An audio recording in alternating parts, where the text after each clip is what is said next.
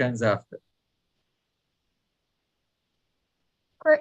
Oh, okay, good now.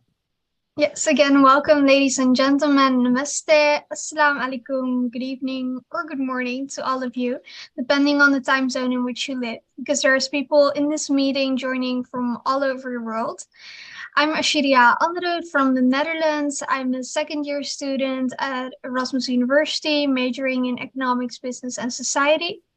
And our regular moderator, Shakira, will return next Sunday. This is the 146th edition of our Zoom public meeting, so we wish to sincerely thank all of those who have contributed in whatever way to the success of this ongoing Pan-Indo, Pan-Indian diaspora global project. For 145 unbroken, continuous weeks, we have been here every single Sunday. In the past 3 years, we have featured over 594 presenters from all parts of the world, speaking on 145 topics. We wish to emphasize that today is our third anniversary, and we are celebrating this occasion today by inviting speakers and participants from Latin America. Ladies and gentlemen, this is a weekly forum being hosted by the Indo-Caribbean Cultural Center, a legally registered research and publishing company operating since 2010. And in order to continue this weekly program and to make it bigger and better, we are kindly asking you to give us your suggestions as well as a donation. Please contact Dr. Mahabir for details for this.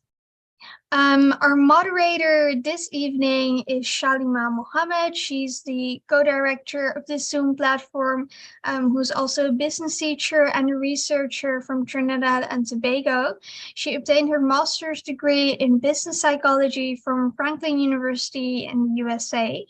I will be taking over the first part since she has some technical difficulties at the moment.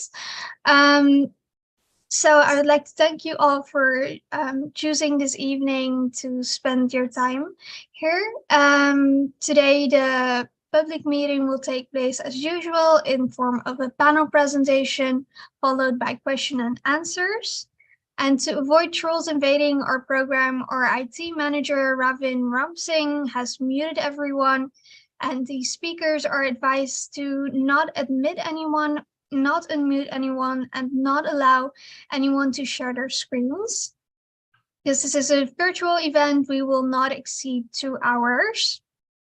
So to get that out of the way, I would like to announce the topic of today, which is Asian Indian culture in Latin America. And I will provide you with a short introduction for some context. So basically, Indian culture has a notable presence in some Latin American countries. In Peru, Chile, Argentina, etc. There are significant populations of Indian immigrants and their descendants who have maintained their culture and traditions over generations. These communities are known for their distinctive cuisine, such as curry, chutney, and for their traditional music and dances, such as bhangra and garba. Additionally, many of them have been able to establish successful businesses in sectors such as technology and medicine, contributing in the region's economic growth. Despite cultural and linguistic differences, these communities have found ways to integrate and contribute to the diversities of these many Spanish-speaking countries. Ladies and gentlemen, our first speaker tonight is Professor Indranil Chakravarti, a screenwriter and academic whose publications include The New Latin American Cinema and Redescribiendo Atagor. He is working on a bilingual anthology of Cuban women's poetry in exile. He is a senior Fulbright Nehru Scholar at City University of New York. Welcome, sir. Please speak for about 20 minutes.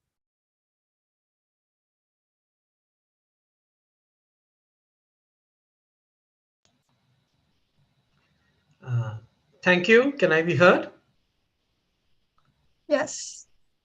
Okay, I'm heard. Okay, thank you, Ashwarya, for the generous introduction. And my presentation is very much around Latin America, and I have a connection with the Caribbean because I studied at the film school in Cuba, in Havana.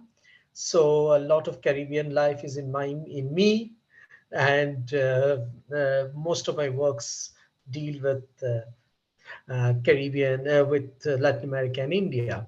So okay, yeah.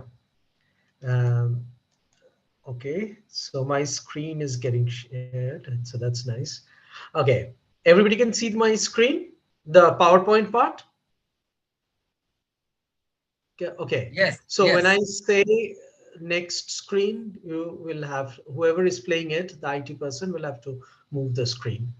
Okay, so I'm trying to do something like give an idea about the evolution of Latin American cinema um, in a short period of time. So instead of stuffing it with a lot of information, what I'm offering is a certain kind of a conceptual pattern to understand Latin American cinema, which is basically a cinema that has been pitted against Hollywood, and against which it has had to try to find its own voice.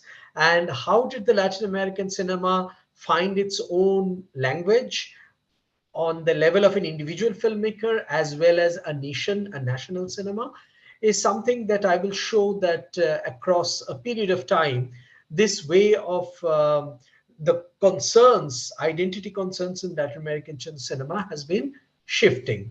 So I will broadly divide this into four patterns historically, into four patterns in which Latin American cinema has evolved its quest of identity. Next screen, please. And so I'm roughly considering four broad points. The cinema of the 1940s and 50s is the old, what was later called the old Latin American cinema, to distinguish it from the new Latin American cinema of the late 50s onwards to the 70s. So the second period is the period, the most period of greatest flourish. New Latin American cinema evolved as a very important film movement that impacted people all around the world. Its impact was felt in India. And I'm going to talk a little bit about that, or how Latin America impacted Indian cinema. And then we will see that over a period from the 1990s, after the collapse of the Soviet Union, because these left-wing movements were so important to the development of Latin American cinema, the collapse of the left had a tremendous impact. So a new post-Soviet cinema emerged in the 1990s, which had a different set of criteria, a different set of concerns. And finally, I'll come to the phenomenon of the last 10 years, where we see something extraordinarily exciting happening, that Latin Americans have virtually taken over Hollywood. And a large number of the major filmmakers in Hollywood are from Latin America. So I will go a little bit detail into these. This is my broad conceptual pattern, and I will take you through some of these. And but before that, we have to understand that um, the reason, the biggest problem, the difference between India and Latin America is that in India, the Indian cinema dominates, Indian popular cinema dominates India's screens. Hollywood, India is the only country where Hollywood has a marginal presence. It has a 5 to 7% presence. And this is not to be seen anywhere else in the world. This is not the situation in Latin America. There are countries of Latin America and the Caribbean where 100% of the film's screen time is taken over by Hollywood cinema. So Latin America had this problem right from the earliest days of cinema, that uh, from by 1917, Hollywood had removed its competitors, mainly the Italian cinema and the French cinema, away from. So it had a 95%. From the 1920s, Hollywood had a 95% screen time presence in Hollywood, and that figure remains the same till now. So against this behemoth of Hollywood, how does one confront, how does one develop a voice of one's own? So one of the first reactions that Latin Americans had was the idea that they realized, next slide please, that Hollywood propagated ideas about the superiority of Northern America, that is USA, Anglo-Saxon America, through some degrading stereotypes of Latinos. So sorry for this. Lazy servants, prostitutes with jasmine on their ears, wild anarchists with an uncontrollable sexual appetite, rebels without any cause, lover boys, stupid and unreliable amigos. At times they were irresistible, next slide, irresistible senoritas with gazes of brazen sensuality, and men would with their guitars serenading from balconies to their girl to the women. And so these were some of the very negative stereotypes of Latin America. And we find that Latin Americans wanted to create a more positive image. So their cinema demanded, they wanted to create a positive image of Latin America by countering these negative images. Next slide. So in this slide, you will find it is a film from, this is an example of a film called High Noon, a Western film by Fred Zinnemann in 1952, a Hollywood film. And in this film, you will find that the Mexican is this woman who is sexually experienced, and she gives advice to a woman who is about to get married. Now, look, the Mexican woman in the picture, Ramirez, she's called, what Ramirez, something. And, like many Latin Americans, she's white skin colored, but her whiteness of her skin is subdued by putting on her a black jacket, whereas the whiteness of the American white is heightened with her white costume. And here, this white woman, she is virtuous, she is virginal, she's about to get married, whereas the Latin American woman, she's experienced, she has multiple lovers. So she's advising the American woman about what to do, about standing by her husband in moment of crisis. So these are some of the images, an example of the Latin image that you have of sexually experienced women. That is one area where they are valued. Now, next slide. Now, during the during the Second World War, this negative image of the Latin underwent a interesting change in the face of Roosevelt government's good neighbor policy of economic penetration of Latin America and the need to diffuse revolutionary nationalisms through indirect means. In a film called The Three Caballeros, as that you can see here, Donald Duck goes on a journey through Latin America, and he has two new friends. One is the green guy, who is Jose Carioca, which is the symbol, the green parrot, which is the symbol of Brazil, and Pancho Villa, a real life revolutionary leader in the north of the Mexican Revolution. Pancho Villa has been converted into a cartoon character. So Donald Duck is friends with Mexico and Brazil, and they go on a journey through Mexico, right? And with their good friend. And this was Walt Disney's way and America's way of making friends at times of war during the Second World War in the face of the good neighbor policy. So next slide, please. The major historical moment in the early days, what we will find is that there is this idyllic representation of the Latin American landscape. And filmmakers thought that landscape was somehow related with history and the human experience, not yet prey to the decadence of Western civilization.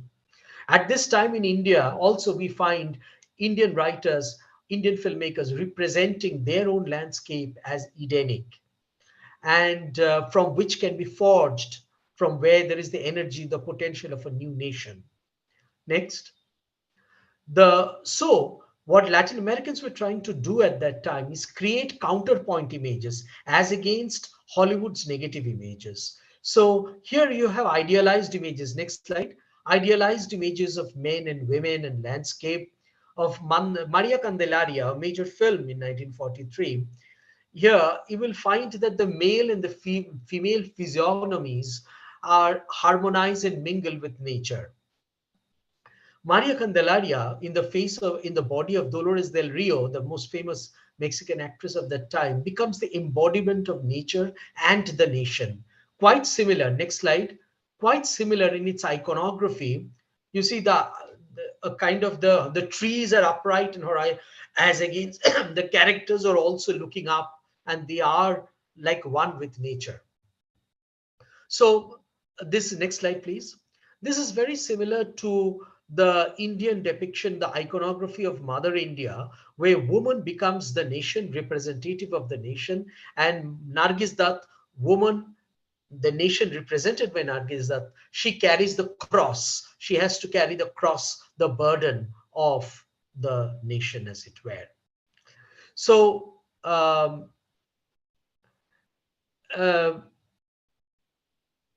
next slide, please. So this is Maria Candelaria. So here, Carlos Fuentes, the Mexican novelist, one wrote that in the images of Dolores del Rio and Maria Felix, he found that mother virgin whore figure that comes from the remote Mexican past, this impure mother who seems to be there with her tenderness and her stains throughout the history of Mexico as a counterpoint to the father.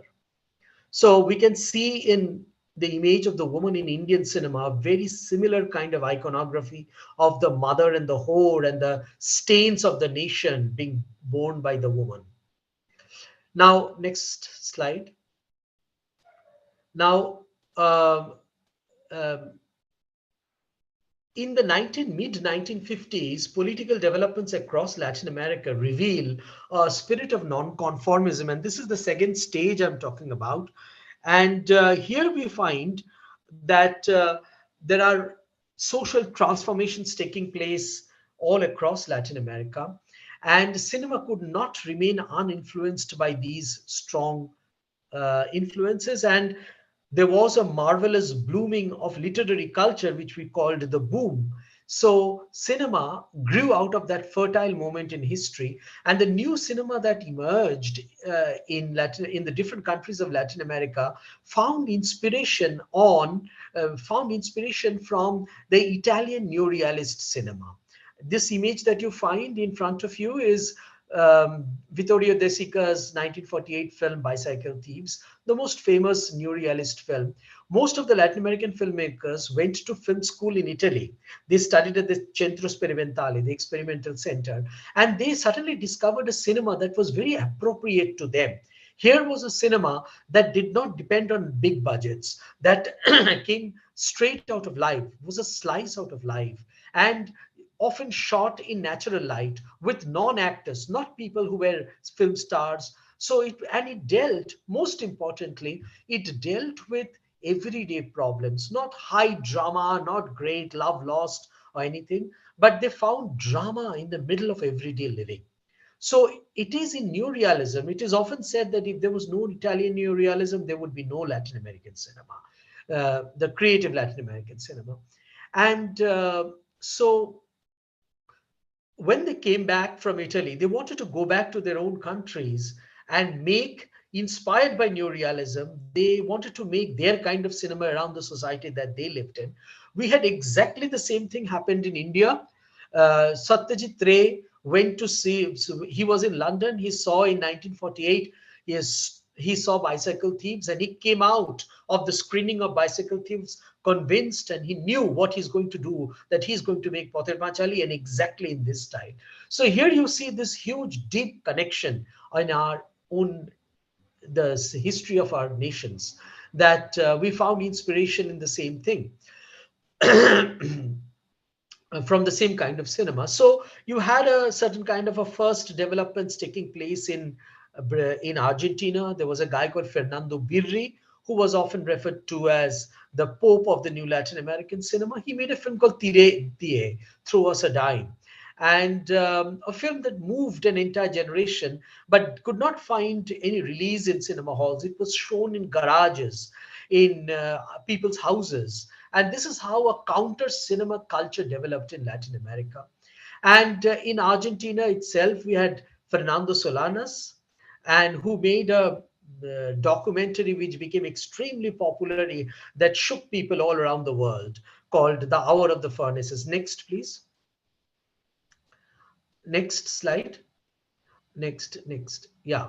So Fernando Birri, and Fernando Birri with the Gabo, he was our teacher. He used to teach us Latin American cinema, and Garcia Marquez used to be in our film school was established by Garcia Marquez.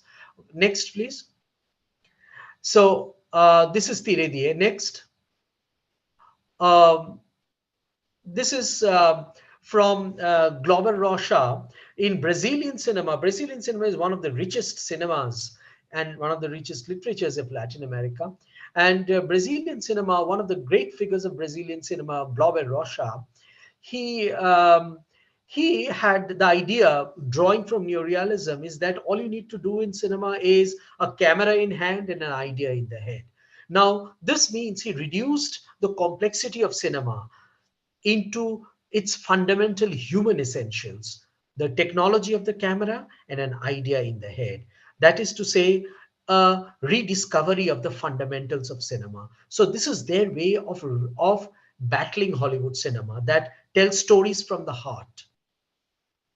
So next slide, please.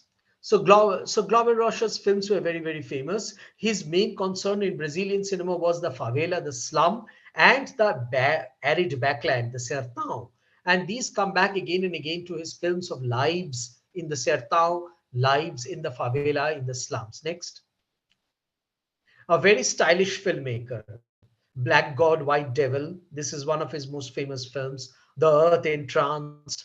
Extremely, he made an operatic kind of cinema where he developed the scarcity, the condition of filmmaking, became a kind of a style. He converted the fact that he didn't have a grand apparatus of cinema, became his style.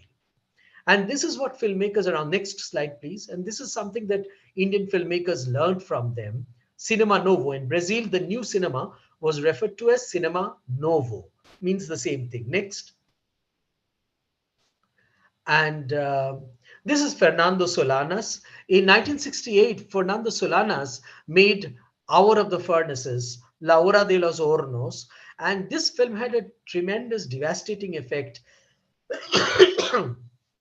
It's a 3-hour long documentary that tells the story of the whole of, not only of Argentina, of Latin America, but the whole world, the third world condition. And it is in the same year that in Cuba, the major filmmaker Thomas Alea made Memories of Underdevelopment. Miguel Litin made The Jackal of Nahuel Toro. And so 1968 is kind of a year across the world, which is a kind of a year of revolutions and student movement and marvelous flowering of cultures. So years, for many, many years, I was a teacher at FT, Film and Television Institute of India, and we made sure for many years that the very first film that was screened when students joined in the first year was Solanas's Hour of the Furnaces. And I remember how students used to be shocked by the film. They used to come out trembling out of the cinema hall after having seen the film. And they would talk about these films for the rest of their lives. Such was the impact of Latin American cinema in the filmmakers of the future filmmakers who would later become major representatives of our parallel cinema. Next slide, please. This is an example of Fernando Solanas in my house. And the gentleman, the blonde-haired gentleman is Fernando Solanas with Indian friends, Indian filmmakers. And the younger version of me there in the corner. And this was his Brazilian wife at that time. Okay, next slide. So Memories of Underdevelopment, a very, very intellectual film, and a very, they used, now, what is exciting about these films is that they developed a different, unique way of finding cinema, of talk about a unique culture of cinema. For example, Memories of Underdevelopment is a film where a story happens and then suddenly there is a Brechtian distancing with it. You stop the story and then you think about the story itself. What is happening to the character? Why did the character behave like this? What is the protagonist relationship? And the filmmaker is actually not only telling the story, but telling the story of the story, discussing the story, trying to understand, underline the politics in the human relationships. The personal, we know, is political. And this kind of cinema is a kind of cinema that we will call a meta cinema, a cinema that talks about the cinema itself, about the filmmaking process itself. So next slide. Lucia Humberto Solas, once again, Cuban cinema is very, very rich about the story of a woman whose name is Lucia, but she lives at three historical moments which are turning points in the history of Cuba. All the three women's names are Lucia. So the three stories of the three historical timelines intertwine, and the lives of these women dramatize the historical development of Cuban history itself. Now, next slide. Now, when we come to this is Miguel Litin, his film El Chacal de Nahuel Toro, the Jackal of Nahuel Toro. Some people cannot see the slides, they're saying. Next slide.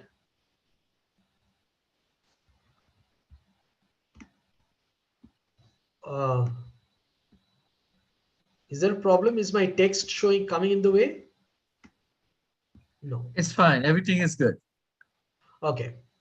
Uh, okay. At the level of popular culture, Latin America's greatest impact in India has been in the form of TV serials or telenovelas, as they are called in Mexico and Brazil and Colombia.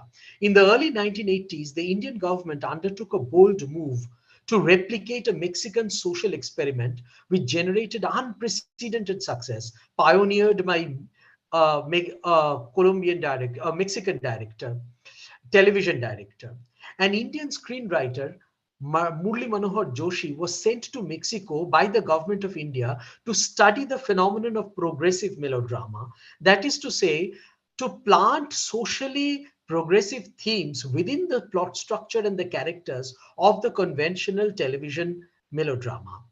So it was found that in Mexico, by doing that, it was far more effective than going out with campaign with trying to tell people about. So what Murli Manohar Joshi came to India and he brought in the socially progressive themes such as family planning, adult education, women's employment, Excuse freedom, me. I would just like to sanitation. remind you, excuse me, sir, I would like to remind you to wrap up in a few minutes. Okay, sure.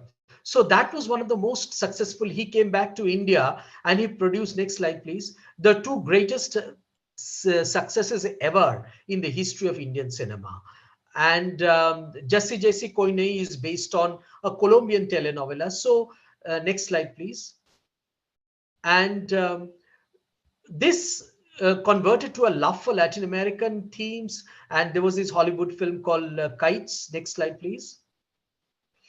So next slide.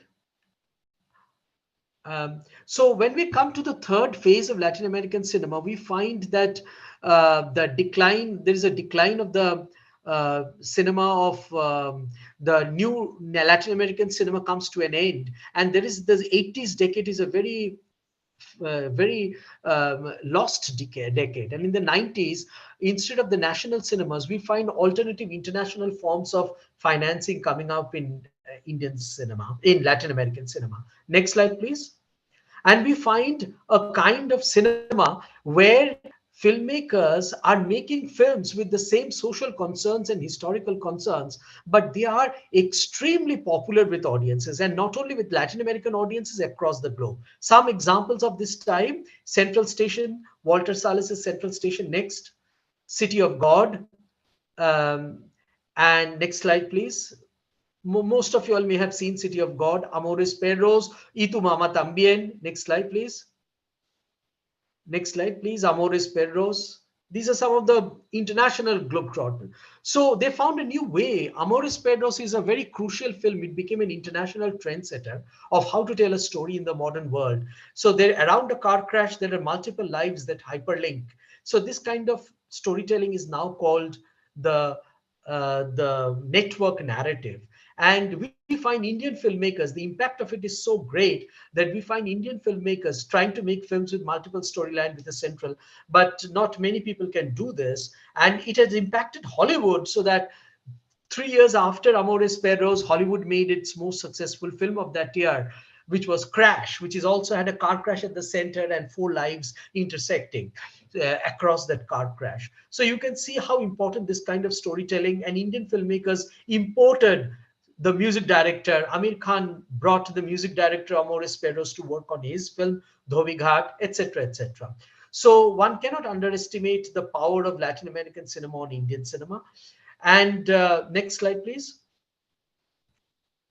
So, Amores Perros also highlights how far Latin American cinema has come in the way it represents its characters in terms of the ideological characters, the people who were left-wing revolutionaries. Now they are shown as homeless, walking around with stray dogs in the neighborhoods of Mexico City. Next slide, please. So next slide. Yeah, these are the three main films that have had. So they went and captured. Next slide, please. Yeah.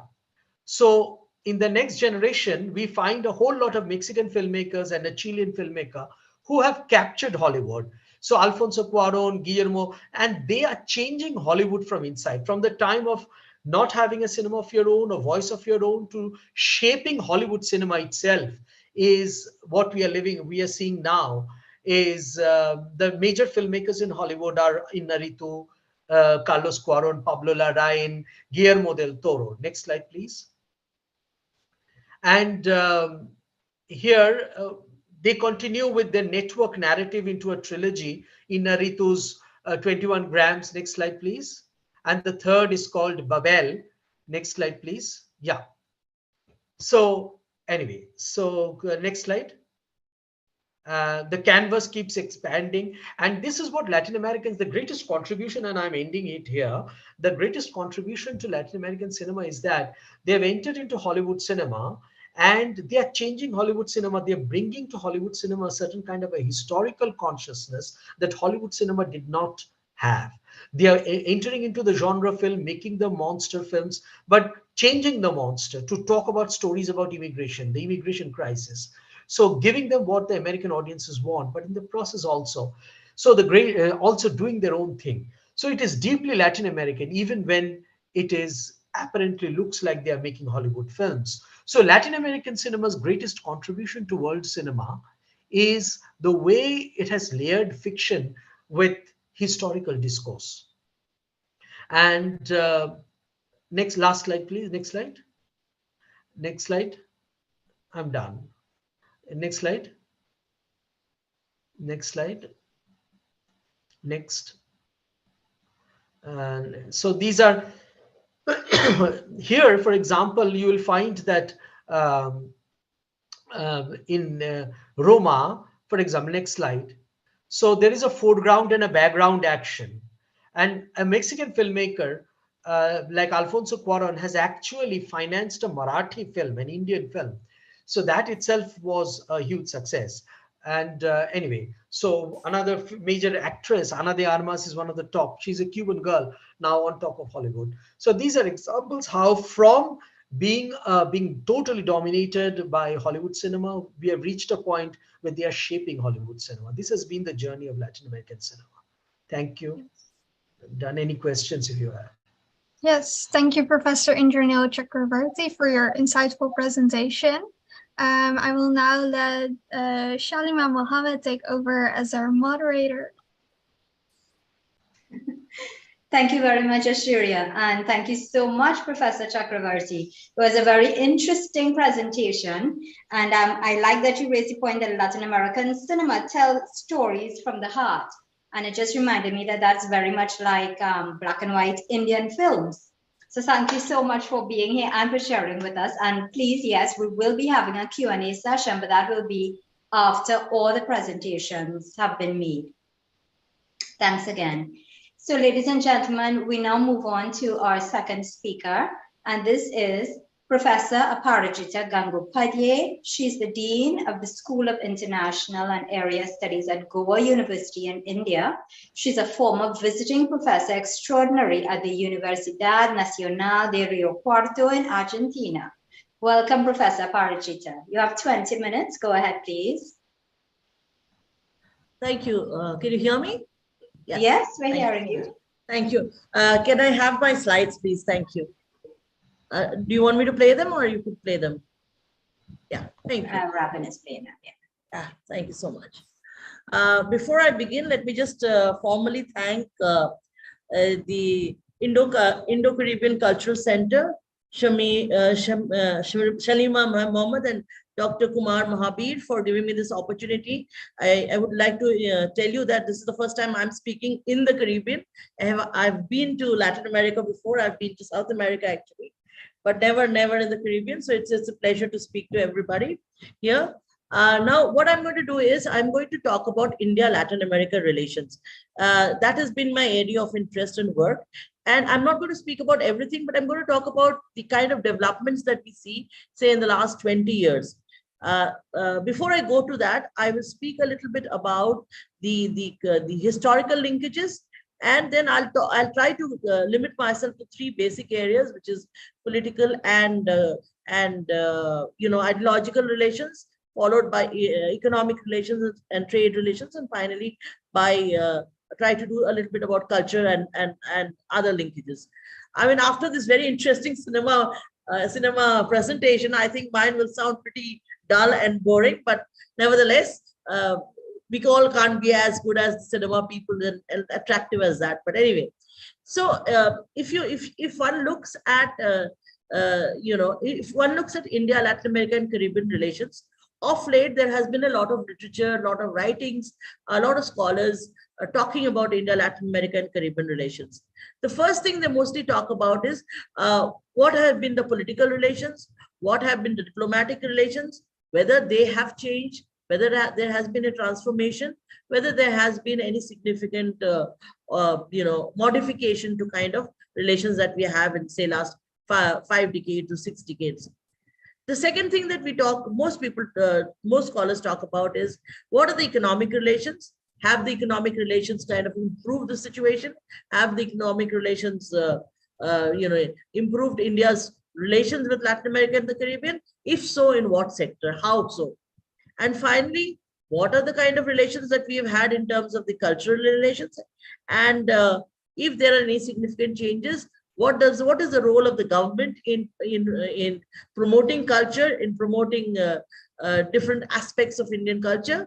Has it been successful or has it not been successful? The next slide, please. So before I talk about what has been and what was, India-Latin America relations actually grew out after India became independent in 1947. Most of the countries of Latin America and the Caribbean were very sympathetic and empathetic to India's struggle, having themselves suffered colonization. So any kind of colonial struggle was something that they really supported India. However, after the end of the Second World War, there was the end of the Second World War. What happened was there were camps that were created. As we all know, Cold War set in, and there were ideological camps that were created. And many countries of Latin America, especially those who emerged out of, say, the Caribbean, those who emerged out of South America, favored with the sort of a Western United States kind of leading the group kind of a thing. So it was a capitalist, anti-communist kind of a grouping that was formed. On the other hand, we had India, which actually didn't support any of the military alliances, whether it was with the Soviet Union or with the United States, led what was known as later on the non-aligned movement. And so the relationship in that sense remained a very good relationship. It was a very cordial relationship. However, most importantly, it was a very rhetorical relationship. So there was not much of depth in terms of the relationship. Okay, so the slides are gone. Anyway, I can still talk, no issues. So then, so in a sense, you can say that there were many issues raised in terms of India-Latin American relations. One was, of course, was the distance. It was very, very far away from India. So therefore, do we need to engage with them? How do we need to engage with them? Can we not engage with countries that are closer? Secondly, we don't speak the language. So there's the issue of language. There are no direct, direct sea links that could take our trade. In fact, in 1968, Indira Gandhi was the first prime minister to visit some of the important countries of South America as well as Cuba. And she set up a whole series of things that India could do. And when she came back to India, she spoke about the fact that we had an historical linkage, we had a cultural linkage. So there was a link between both sides. The development levels were similar, but still one could say there was not so much as in terms of depth in terms of the political and the diplomatic relations.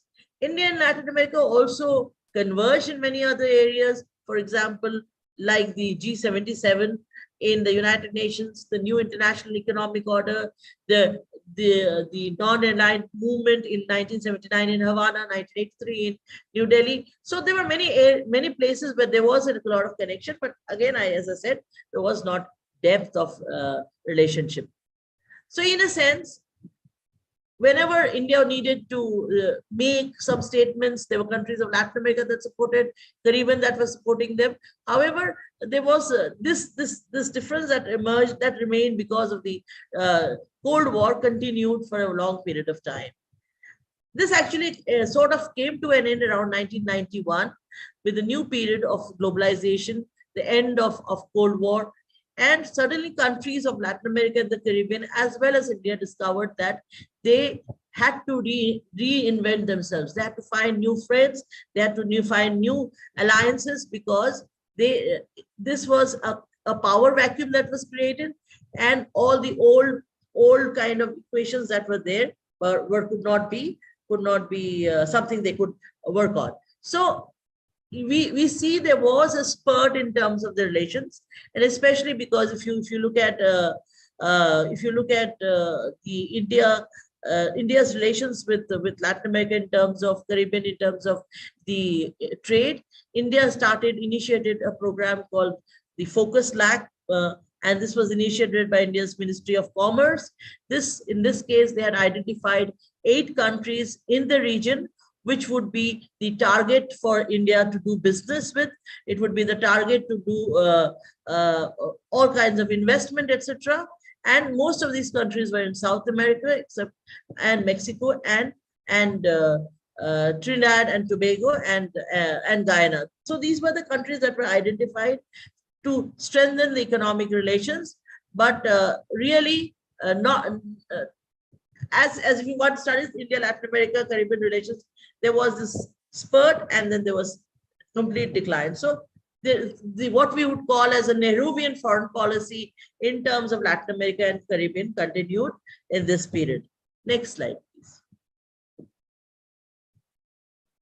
Now, when we talk about convergences, and here I would like to bring forward what was the difference in terms of the last 20 years, say last 15 years or 20 years, and if there have been any differences that have been there, say, of the kind of foreign policy that India followed in the region of Latin America and the Caribbean.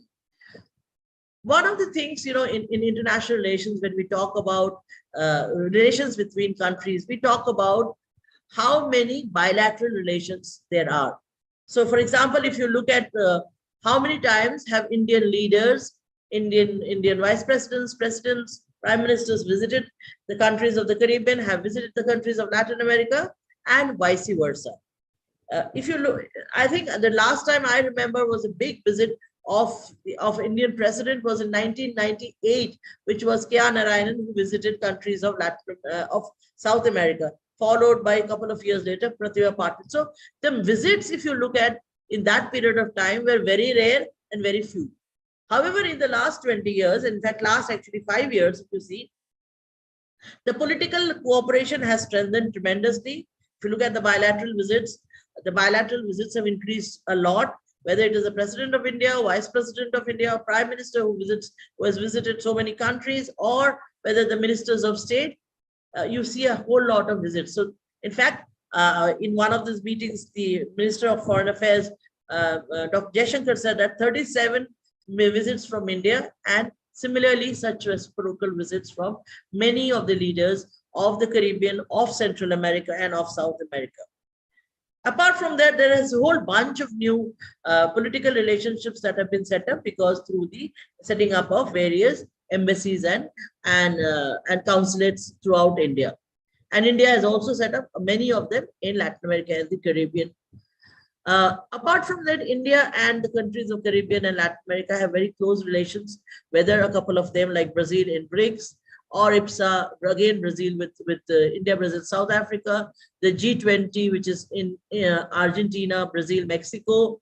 And in terms of the global South, all of these arrangements, all of these relations speaks great volumes in terms of the change that has been undertaken and visible of late. In fact, if you look at it, if you look at the G20 countries, and if you look at India's engagement with them, India, Argentina Energy Week was in the month of February. There was, in terms of Argentina, also the aviation sector that has been looked into. The Tejas light aircraft, which India produces, is being looked. Argentina is looking at buying them under the Made in India project. Then the sector of Antarctica is something that is of great interest to India as well. Also, in terms of the International Solar Alliance, which was championed by India, Chile is a country that is planning to join the International Solar Alliance. And there are a huge number of close cooperations and established links with Brazil, we know, and I'll come to Brazil in a minute. And with Mexico also, you have trade and energy. So there are many sectors of many of the larger members of South America that we see a lot of engagement with India. The smaller countries, this is the first time we see a lot more engagement with the smaller countries, and the smaller countries therefore are in the radar of cooperation. Costa Rica, Panama, Colombia, Ecuador, and many of the sectors that they are looking towards India, and India is looking towards them, is the case of health, in terms of vaccine diplomacy, energy, food security, etc. Another thing that India has pushed, or India has encouraged Latin American countries to understand and look at is the the JAM plan. The JAM plan is a Jan Dhan, Aadhaar, and mobile plan. Jan Dhan is the idea of having opening bank accounts for all people across poorer peoples in India. It's become a very popular initiative. Similarly, Aadhaar is a unique identity card which is used in India, and practically everybody in India has an Aadhaar card. And finally, the infiltration of mobile is something that we see throughout India. And this Jan Dhan Aadhaar mobile, this JAM, is something that Latin American countries and the Caribbean countries are showing tremendous interest in India in terms of knowing.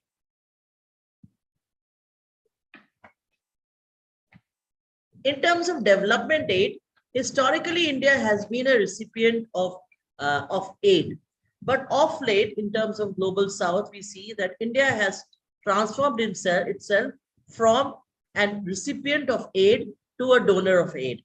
And lines of credit, access to markets, investment, all of this is visible. And more so it's visible in terms of, if you take, for example, look at IPSA, India, Brazil, South Africa, you see a lot of investment is done by these countries in this region, in different regions, in the poorer countries or developing countries, so that they are seen as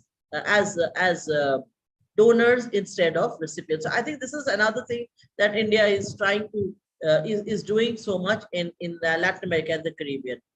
Finally, we know that we have a strong, very strong cultural linkage.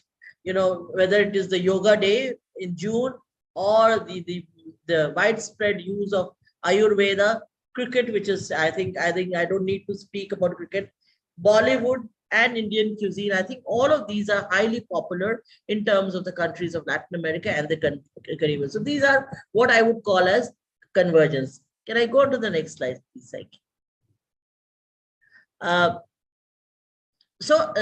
Just to reiterate the same thing, in terms of approaching smaller nations of Central America and the Caribbean, looking for partnerships in non-traditional sectors like health, education, the sustainable development goals, energy. These are also their specific, and all these now no longer, it's in the past when you looked at India, Latin America, Caribbean relations, it was assumed that one idea fit all. Okay, so if it is about this, a particular thing that we are looking for, if you're looking at hydrocarbons, then everybody should be looking at hydrocarbons throughout Latin America. But now I think there has been a sort of curation in terms of the interests of the countries of Latin America. I think the pandemic, in that sense, was a sort of something, if you don't mind my saying, was a blessing in terms of diplomacy.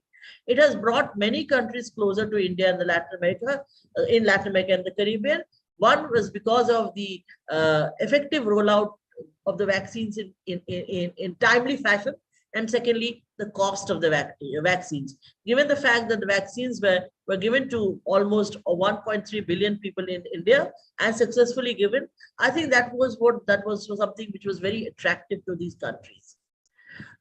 Many of these countries in the Latin American region and Caribbean region stand out as critical suppliers of hydrocarbons and are growing markets for Indian exports. For example, Chile, Colombia, many of these account for 20% of India's total trade with Latin American region. Other countries like Ecuador, Paraguay, Dominican Republic, Central American countries like Guatemala, all of these are important to India in terms of trade and investments, not as large as the bigger countries, but far more specific, and especially in the sector of information technology and pharmaceuticals. Next slide, please. Yeah. I can give you a whole number of examples. Indian IT industry is doing fabulously well in Latin America and Caribbean. In fact, the Tata company has information hubs in Uruguay. It is spread throughout Latin America, and it employs it's one of the countries that employs the largest number of Latin American and Caribbean people in terms of their jobs. The idea is to train them. The idea is to share knowledge. The idea is to make them self-sufficient. In fact, if you take the company HCL, it employs 2,230 people in Guatemala. And one of the pharmaceutical companies, Kaplan Point, it's a mid-sized pharmaceutical company which employs one of the largest sections of people in Central America and Caribbean, and which accounts to about 80% of the company's global exports.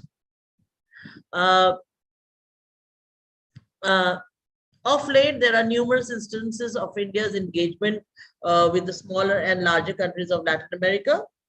In fact, if one looks at these countries in terms of their foreign economic relations, in terms of the GDP, it remains largely an initiative of the businesses and entrepreneurs, and with very little support from the government. That is one issue which has emerged very clearly in the last 15 years, is that the private sector is doing very well in Latin America and the Caribbean, and they are largely doing at their own, with their own strength.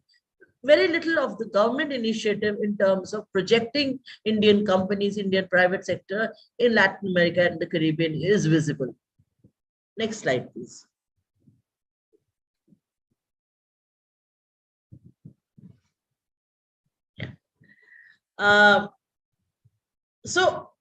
So far, I've tried to bring forward and put forward some of the convergences that we have had in the past, the immediate past, the long past, and now. So I now try to put some of the divergences or differences, or in a way we can put the challenges that are there between this region and India. One of them, of course, is the overwhelming presence of China. Now, we know the Chinese are present all over Latin America and the Caribbean. They are present in smaller countries as well as larger countries. They have a huge investment in terms of infrastructure, and in the sense they are the second largest trading partner for most countries of Latin America and the Caribbean, and that makes it a challenge for India in terms of Indian presence. So therefore, the contestation with China in terms of India's presence is a challenge for India. I have already mentioned most of the trade that is visible from the Indian side in Latin America and the Caribbean, whether it is automobile trade, whether it is pharmaceutical trade, whether it's sugar like Renuka Sugar India in Brazil, or if it's IT sector, most of that is largely led by private sector. And we don't see much visibility of the government sector in terms of promoting. Of late, there has been a lot of movement in terms of the government. For example, when the Prime Minister went to Mexico and followed by the Foreign Minister's visit to Mexico, or of late to Brazil.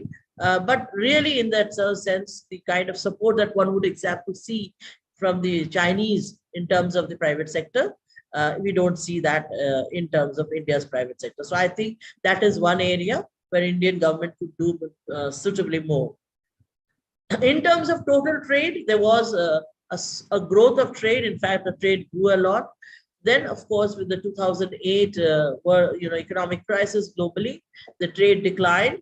Now, again, we see a steady growth in terms of trade and investment from Latin America.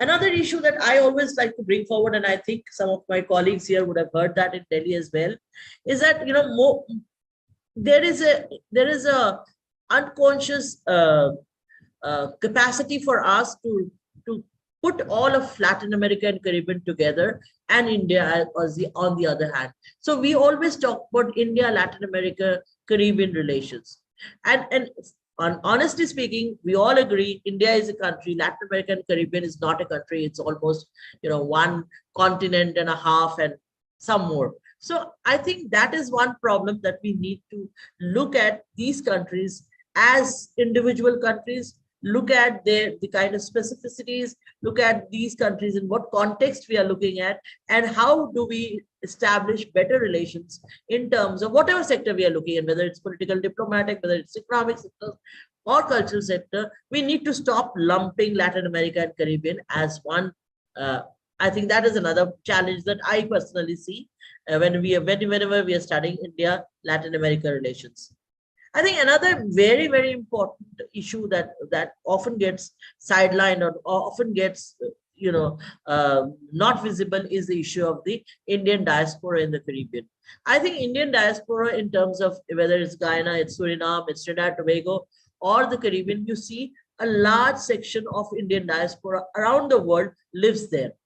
And there is a unconscious effort in terms of making this diaspora as people of Indian origin, and not giving them the same kind of emphasis, the same kind of respect, the same kind of capacity that they would have to, say, the Indian diaspora living in the United States, United Kingdom, or in Australia, or any of the developed world. So what happens is that, Deven Kapoor, a long time ago, 10 years ago, wrote an article called "The Diaspora an Asset." So do we consider these Indian people living in these regions as an asset, as we consider those living in the United States as an asset for India? So I think that is another. So we need to look beyond the simple music, language teaching, and consider to look at these countries as very important strategic partners, which can help India in terms of in any aspect, and India can also help them in have a mutually bilateral relationship that can be beneficial to both sides. So I think we have to look beyond this cultural nostalgic kind of relationship that we have with mostly the countries of the Caribbean and Central America, and rather have a more concrete something that can actually result in something which is much more consolidated and important for both sides. Finally, in terms of cultural relations, I mentioned already, Bollywood, Indian music, cuisine, Indian democracy, which is called the Pancharang in the Ganatantra, as it is called, Indian attire, Indian food, all of these, and Bollywood, all of this has caught on the imagination of people of the region by themselves. So it's not that, so when somebody wins a pageant, Miss Universe or Miss World pageant in India, it is not because of the government support to these initiatives, but it has come because of the attractiveness of these initiatives in any part of Latin America and the Caribbean. So when you have people liking food in Argentina, Indian food in Argentina, or Indian food, or Indian clothes, or Indian telenovelas that they were made on Indian stories in Brazil. All of that is because of its own charm, its own attractiveness, rather than getting a support in terms of from the government. So I think that is another thing in terms of the cultural relations. I think we can work on that, work on it much better. And linked to that, of course, was the diaspora one. And one more thing I wanted to bring to your notice, the Pravasi Bharatiya Divas is celebrated every year in India in January. And Pravasi Bharatiya Samman is given. That is the honor given to people who contribute significantly to of Indian origin to their own countries, but they have the history or ancestry in India. But if I did a study of looking at how many people from the Caribbean and Central America and Latin America had received their Pravasi Bharatiya Samman, and compared to their counterparts in the western part of the world, the numbers are very small. So I think that is one way that could be done to improve these relations between the two sides and establish more centers of knowledge. They could be cultural centers, or they could be centers of knowledge. They could be seats in the universities. They could be, chairs in different universities in the region to bring India to get India the visibility that it needs. I mean, one interesting thing is that because of the differences in terms of the region, we don't have historical baggages with countries of Latin America and the Caribbean. They are not located in South Asia, where we have 100 other issues with them, diplomatic and others. But in these countries, we don't have any such issues. So I think they would be a right place to have this kind of strengthening of our relations. One of the major Professor, time please. I'll just finish in 2 minutes. 2 minutes. Okay? Thank you. So just the last point I want to bring is when you go to Latin America and the Caribbean, and since I haven't been to Caribbean, so I cannot say about the Caribbean, but when you go to South America, for example, one of the issues that they ask us is that, why are you contributing to a process of deindustrialization in our region? And that they ask us is because they have become primary suppliers in terms of commodities. So whether it is coffee, whether it is oil, whether it's minerals, whether it's soya. So I think that is one thing that is going to be an issue or a challenge for all future relations. That is, unless and until this issue is resolved, I think they are going to have this problem is going to continue. The last slide, please.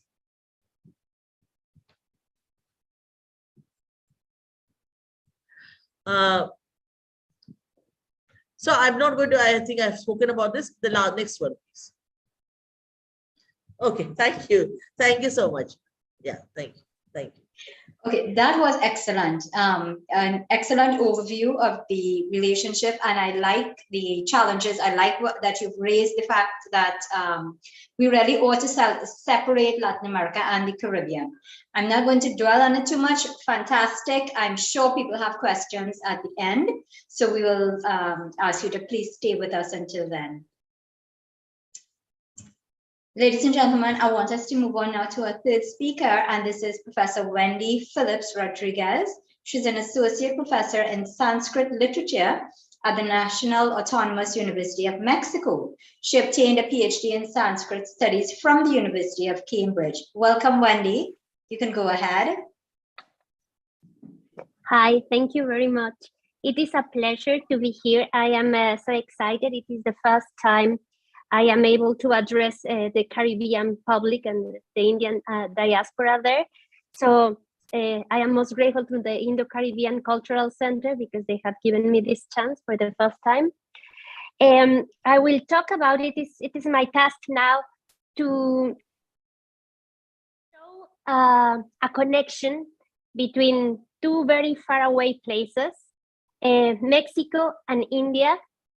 But I would like to make an exercise of thinking together, because I'm going to set a particular place or two particular places in time and two particular places in space.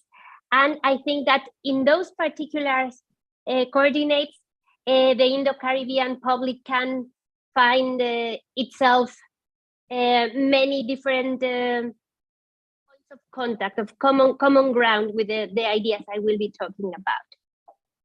So basically what I would like to do first is, of course, sharing my screen so we can start the presentation with a few images.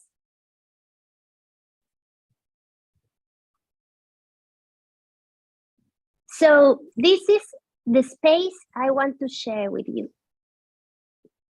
So there in that map, you can see Mexico, you can see India, and then you can also see that the Caribbean is there in between. So as I mentioned, it is an exercise I would like for us to do together. So that's the space. And now I will show you what is the time frame. I will be comparing two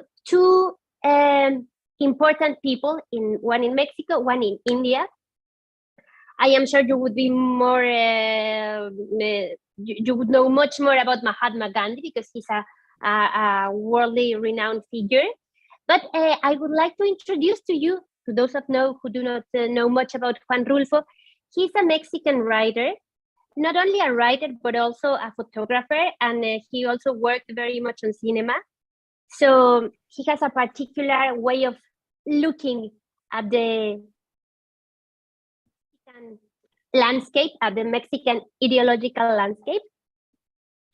So at first it may seem a bit strange to compare these two figures, one from Mexico, one from India, one a figure that is very important in a political ground, and another one that was very important in an artistic ground. So how to match together all these things? So what I would like to show you here is that I see some parallelisms in the way the ideological motor that was pushing these figures to act the way they did and to their work in their different areas, being fed and nourished by a particular way of observing how things were being settled in Mexico and in India around that time frame. So the literary work of the Mexican writer Juan Rulfo is characterized by its local color, by telling the story of lives which have been marked by events that are very much a part of Mexican history. For this reason, to suggest a connection between two figures as geographically distant as Juan Rulfo and Mahatma Gandhi may seem, at first, a little arbitrary. However, the facet of the Mexican writer that this work addresses is that of him as a social thinker. In such a regard, I think the comparison may reward us with some fruitful revelations. Mahatma Gandhi began to be a public figure in 1917, the year in which Juan Rulfo was born. And he continued to be one until his death in 1948. At that time, Rulfo was 31 years old. One could therefore say that Rulfo's formative years were also the years of Gandhi's contestation. The Indian panorama at that time was quite different from the Mexican one, at least nominally. While Mexico was an independent country vying for agrarian reform, India was in mid-struggle for her independence. For a long time, Gandhi had observed the dynamics fostered by the British Raj and realized that India was a colony not only on account of the British, but also because it could not produce many things it needed to subsist. All of this led him to conclude that a general autonomy as a country would be impossible if individual autonomy was not achieved beforehand. This is how the concept of Swaraj became the nucleus of Gandhi's ideology, as he explains to Tolstoy in a letter. Independence begins at the bottom, I'm quoting Gandhi. A society must be built in which every village has to be self-sustained and capable of managing its own affairs. This does not exclude dependence on and willing help from neighbors or from the world. It will be a free and voluntary play of mutual forces. In this structure, composed and innumerable villages, there will be an ever-widening, never-ascending circle. So Gandhi's idea was that power was not coming from up to bottom, but it was more of a concentric kind of thing. For years, Gandhi devoted himself to traveling throughout India, from village to village, trying to instill the idea of Swaraj in the population. This implied convincing people of an in-depth change of life. One of the first measures he proposed was to stop buying from the British what the Indians themselves could produce. That was the principal aim of the Salt March in 1930, which was a non-violent manifestation of civil disobedience in which tens of thousands of people went along with Gandhi to perform the symbolic act of taking salt from the sea, thus breaking the British monopoly which had been established for its production and distribution. The episodes of the burning of English clothes also had the same purpose, to withhold payment of what hard work and the land itself could produce. The British East India Company had succeeded in so weakening the textile industry of India that Western clothes manufactured in England but made with Indian textiles bought at low prices were sold to Indians for exorbitant amounts. Gandhi then proposed a return to traditional clothes that could even be woven at home. That was the start of the Khadi movement, a very pragmatic idea, but laden with a deep significance. This was how the spinning wheel, charka, became a symbol of autonomy and spinning a metaphor of national duty. Once the ordinary people assimilated these ideas, the independence of India was underway and became an unstoppable movement. From then on, the history of India as a modern nation ran its course. Now, right at the other side of the world, Juan Rulfo was born the very year the Mexican Revolution came to an end in 1917. Therefore, his life witnessed everything the post-revolution was about. The history of Gandhi's people and the stories of Rulfo's characters, and we are making this play about historical facts and fictional characters, that would be very different in many regards. Nevertheless, the land they inhabited was very similar. It was a dry earth that does not produce, that devours human effort and that gives nothing in exchange. To Gandhi, that was what the British were doing figuratively, drying the earth of India, turning it into, I quote from Rulfo, so much land and such a land for nothing, I unquote. Just as Gandhi, Rulfo fed on individual marginal stories to forge a social ideology on a large scale. He observed how the ideals of the Mexican Revolution did not come to fruition for many people. The land reform promised by the government often allocated wasteland to the poorest, who found themselves in an even more demoralizing position than before the armed conflict. The moor, the plain, are eroded landscapes where life is not possible. The desperation of Rulfo's characters exposes their dispossession and the futility of their efforts. Since they have no access to fertile land, therefore they cannot rely on their own work to make a living. If they cannot earn a living for themselves, the final consequence is that they do not own their own lives.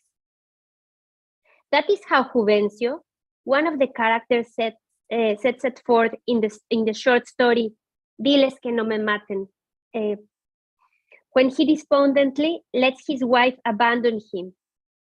I quote, "He let her go like all the rest had gone, without putting a hand in. The only thing left now was to care for his life, and he would hold fast to it no matter what," unquote. Nevertheless, even Juvencio's own life dangled on the decisions of others, and soon he ends up with a face full of bullet holes, as he cries the very words that give title to the short story. "Tell them not to kill me."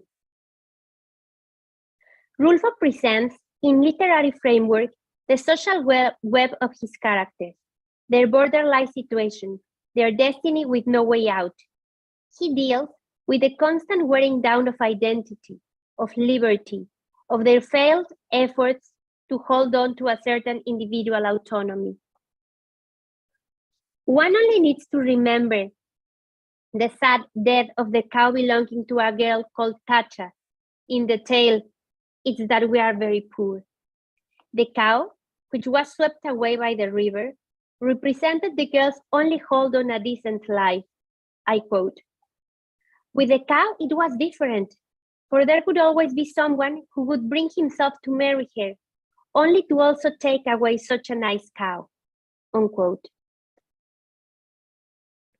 Rulfo's fiction does not seek to be incendiary, but nevertheless, it burns, because it openly exposes the sort of what a world without individual autonomy would be like, at the mercy of the river, of the drought, of the government, of remorse, and of the mistakes of the past.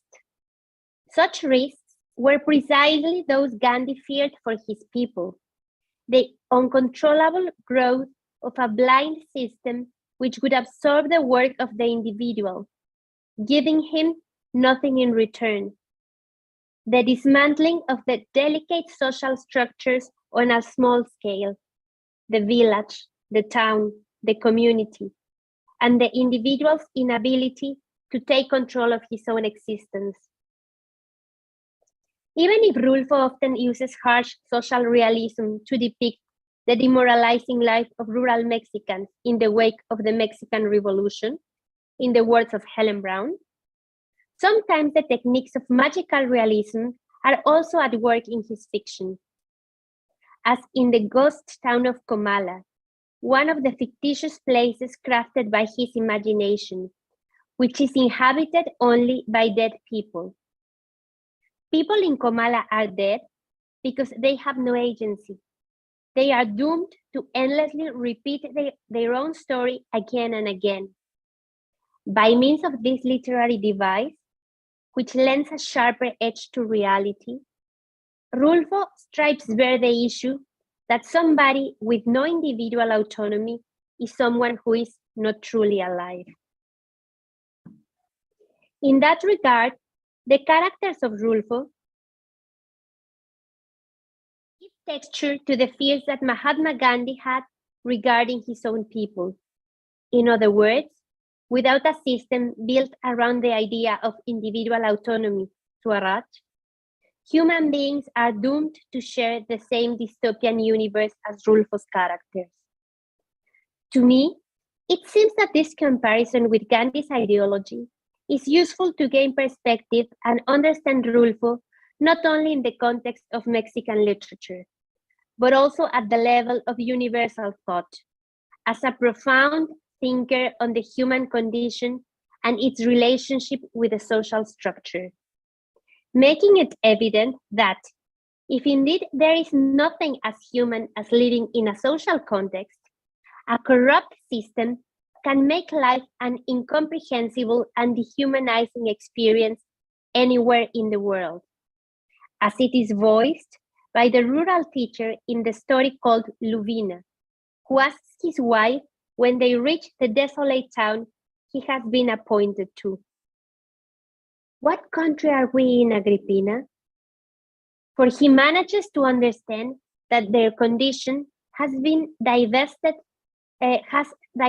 them of a definite national identity and has placed them in a limbo destined to those who have nothing. Evidently, this social awareness, fermented in Gandhi and Rulfo in very different ways. In Gandhi, it became political activism, and in Rulfo, in an aesthetic proposal. Nevertheless, each of them, with their distinctive talents, pointed out at the risks of rushing towards a yet very incomplete modernity. Their latitudes were different, but their thinking, at least regarding the importance of individual autonomy, was parallel. Thank you. Excellent, Wendy. Thank you so very much for sharing that. I would not have thought to draw a parallel between those two characters. Well done. So, ladies and gentlemen, let's move on now to our final speaker, after which you can pose your questions to all our previous speakers and the current one. So let me introduce you to Professor Rafael Gustavo Miranda Delgado, a co-founder and director of the Development and Democracy Studies Research Group in Venezuela. He teaches at the Universidad de los Andes in Venezuela and also at the International University of La Rioja in Spain. Welcome, Rafael. Go ahead, please. Thank you. I'm going to put my presentation. Yes.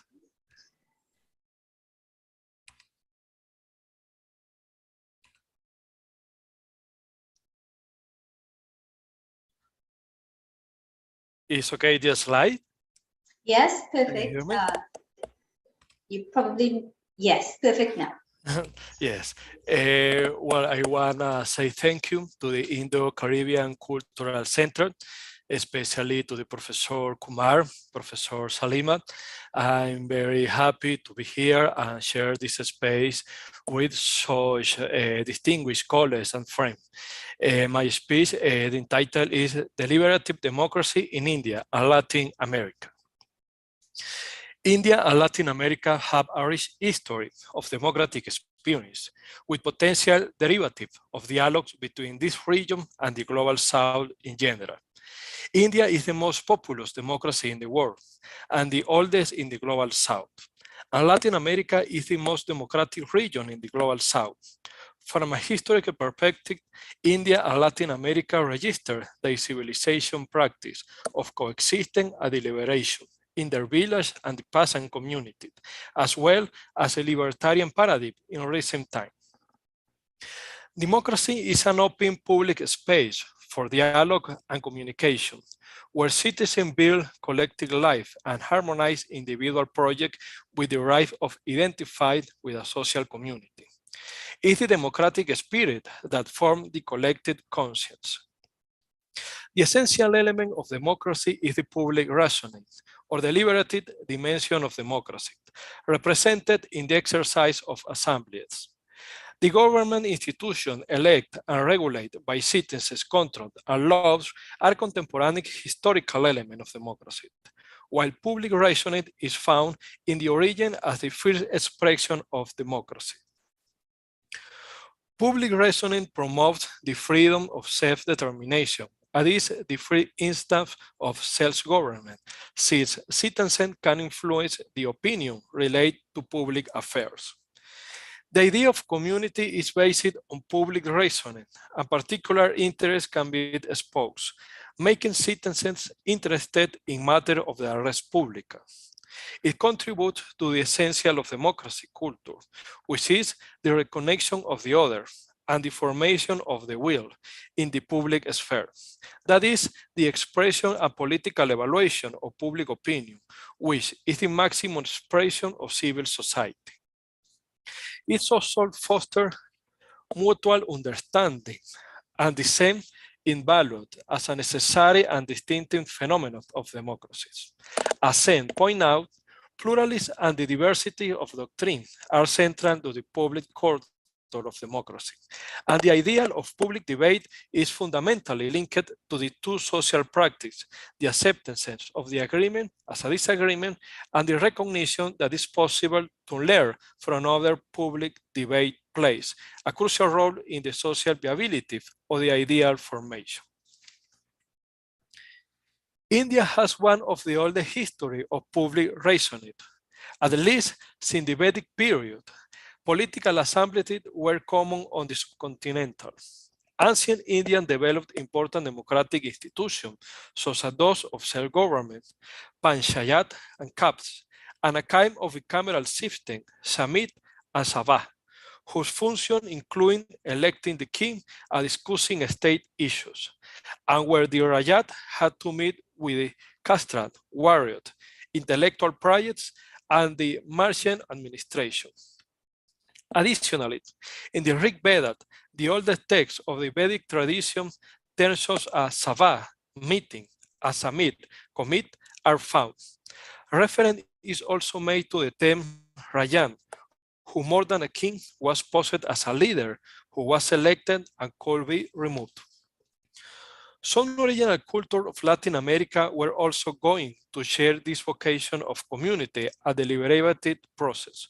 For example, for the Maya, the word tic corresponds to us today. But the Maya has an additional meaning since it includes living in a community, working together, sharing the same need, and having common problems. And in the Popol Vuh, the community book, Popol has the meaning of meeting of common house. With the story of the creation of the world and man, it lies the foundation of respect for the life of the community, that is, dealing the environment and other living beings. The Maya also had Popol Nat institution that serves as community, a school for children, young and adults, where solutions to the problem and needs of the people were sought, and life and culture were discussed. But the potential contribution of India and Latin America to the liberty dimension of democracy are not only based on their long history, but also on their quality or plurality and cultural diversity, which allow a true intercultural process, which has a reliable and paradigmatic sense in the development of the worldview in both regions. Interculturality is a non-hierarchical horizontal dialogue process, a political and ethical moment of recognition of the other and their dignity, which point out an epistemic, political, social, and ethical project of the social construct, and which promote conflict as a generator of change in the world. Files of ideas, actions proposed in the future. As for Nedved and Kur point out, intercultural philosophy begins by a dignified context as place that provide a setting for the world and cultural place with life practice. Intercultural philosophy represents a new paradigm that resizes the historicity paradigm and our relationship with history, because it is a dialogue of culture with their memories and traditional, where humanity meets to tell their story, which generate the showing of a value of radicalization of history pluralization. Intercultural dialogue is a dialogue between historic and between cultural times that validates substantial contribution for people and at the same time solid identity, refer and a pioneer of the famous thesis of Maxim, unity in diversity. Additionally, public reasoning must be accompanied by mechanisms that allow the decision of this reasoning, free and inclusive deliberation, to be binding and to become the basic of public policy. Finally, for public reasoning to be politically relevant, it must be politically sensitive. That is, all citizens must have access to credible and reliable information of political affairs, and the ability to distinguish which political project will affect their well-being, and which program will be closer to their conception of the public good. Public reasoning contributes to a horizontal form of the political, will aim at mutual understanding and effective communicative consensus, that autonomy of civil society and civic self-determination are generated based on a comprehensive formation of will. Therefore, for saying, democracy is a universal value, since all human beings have good reason to consider it as something valuable and all have a reason to accept it. It's universally diverse From a plurality of intrinsic virtues, such as participation and political freedom, that are essential for the good life of human beings, and that have important derivative in freedom in general. Instrumental virtues such as guaranteeing the responsibility of government and the surrender of accounts, and constructive virtues such as the intersubjective information of value a sense of community. Public relations should not occur exclusively at a national level. International debate on democracy are an important force to denature injustice rooted in society and can contribute to enrich the notion of value. The political evaluation of values such as freedom and justice should not be a solitary exercise, but rather a national discursive practice with a global and local perspective. As Todorov point out, culture can only evolve from intercultural context, and as Sousa warns, thinking from the South implies a diatopic hermeneutic that starts from the idea that all cultures are incomplete and can be enriched by the dialogue with other cultures. Therefore, the democratic and intercultural dialogue between India and Latin America and its articulation of equivalence between the different partial project will allow mutual intelligibility between the various abilities and potential experience, and space to revitalize historical culture possibility of the global South. India and Latin America have a significant history of democracy expression and trajectory, especially in the essential element, the deliberative dimension. This gives great potential for these two regions to foster intercultural dialogue that promote a process of indigenation, making democracy their own in the local culture, and pluralize democratic ethic.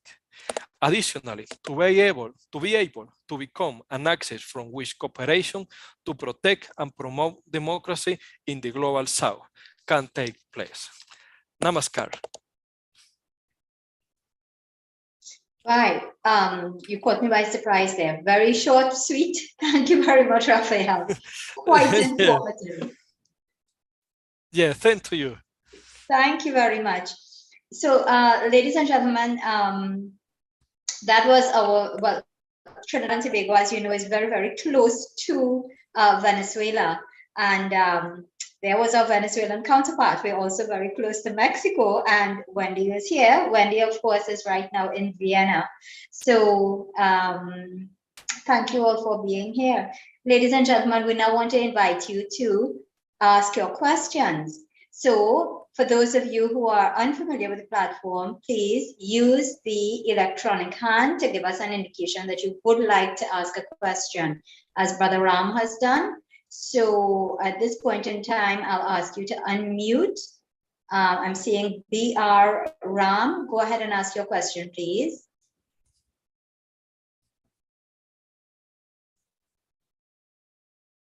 Ravan, can you please unmute him? Right. Okay. I'm now unmuted. Okay, go ahead. How is India cooperating military with Latin America and the Caribbean today in light of China's seeking their interests in the region? Okay, Raphael, would you be able to answer that question? How is India? Anyone can answer it, you know. A lot of speakers have talked about East-West and so on, and the cooperation, but what about deep military links? Supplying ammunition, training forces. Yeah, let's have Professor Raphael try to respond to you. Anybody? Go ahead. Thank you. Go ahead, please, Raphael. Yes, in general, the cooperation in Latin America and India have a great potential because we don't have a development in, let's say, the professor Aparijita, there is is the private sector. We have a more dynamism, no? So we need a government, a company, an initiative to try to do a better, a more extensive cooperation.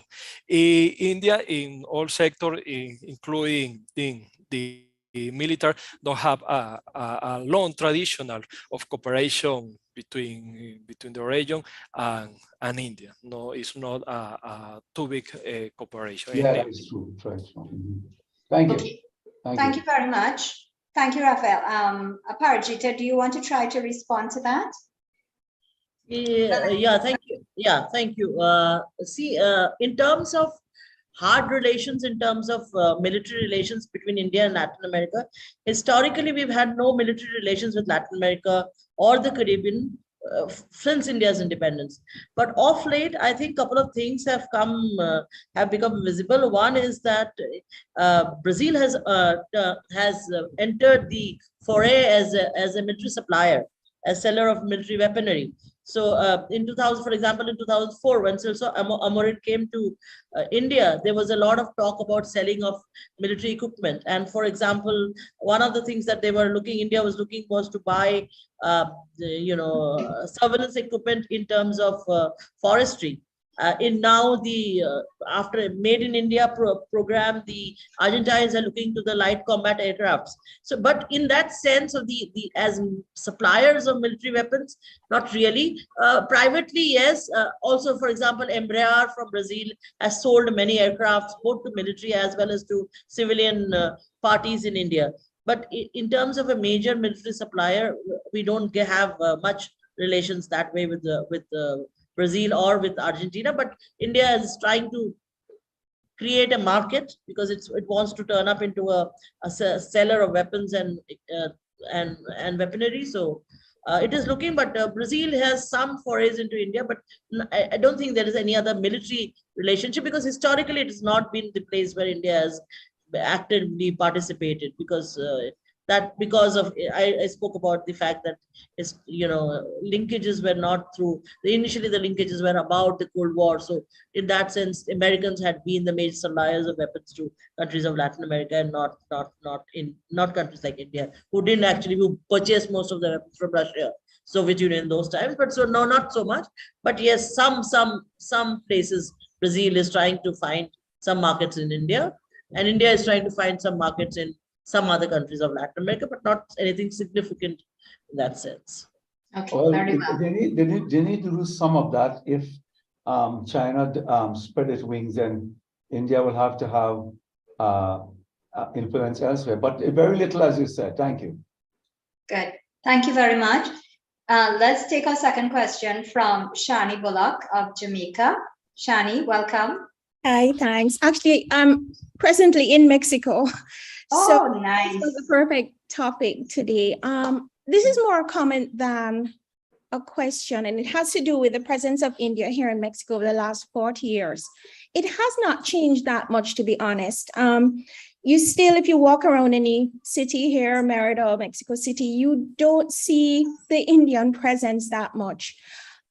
Usually if you're approached by a Mexican, they will automatically say, it is Hindu. So the word for somebody from India is sort of translated loosely into Hindu as opposed to Indio, because Indio is a derogative term for somebody who is indigenous to Mexico. Mexico has more than 50 different ethnic groups. So it's that slight thing where whether you were Hindu or not, you're just called Hindu. That's one. Two, you see that gradually some of the culture is coming into mainstream Mexican life. One or two Indian restaurants are popping up. You will find some clothes available. But it's such a lost opportunity because when Rafael started to talk about the mayas, I was like, yes, the rebosos, which are the scarves that the ladies wear, is very similar to the dupata.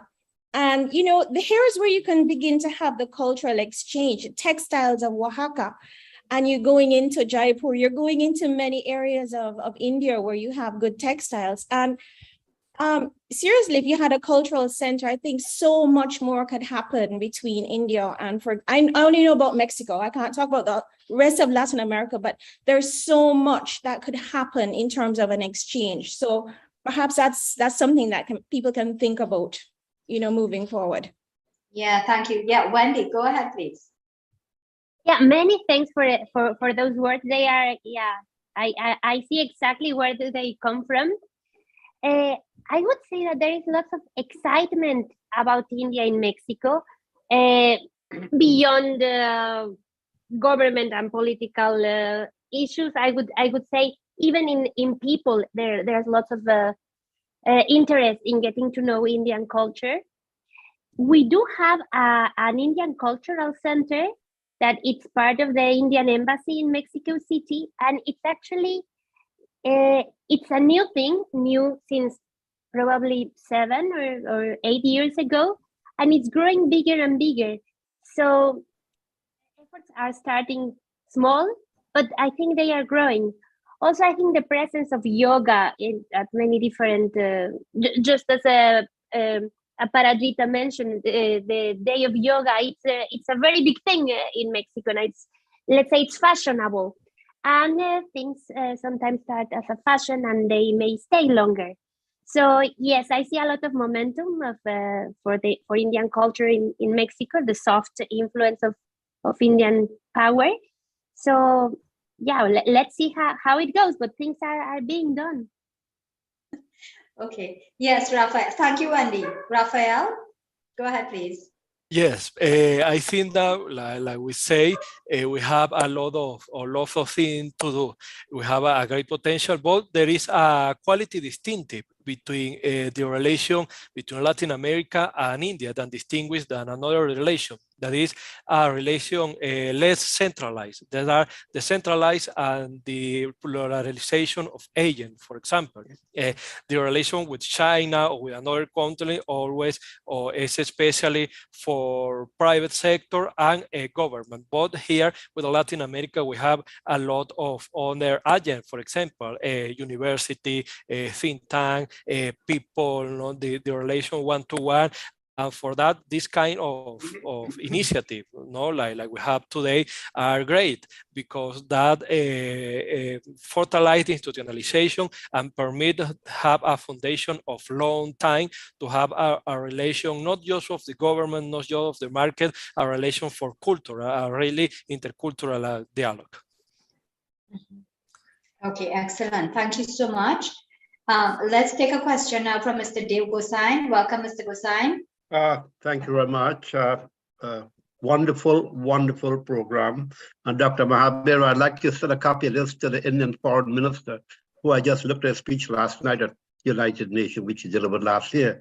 But I have a question for Professor Giopalia, who spoke about Indo-Caribbean relationship.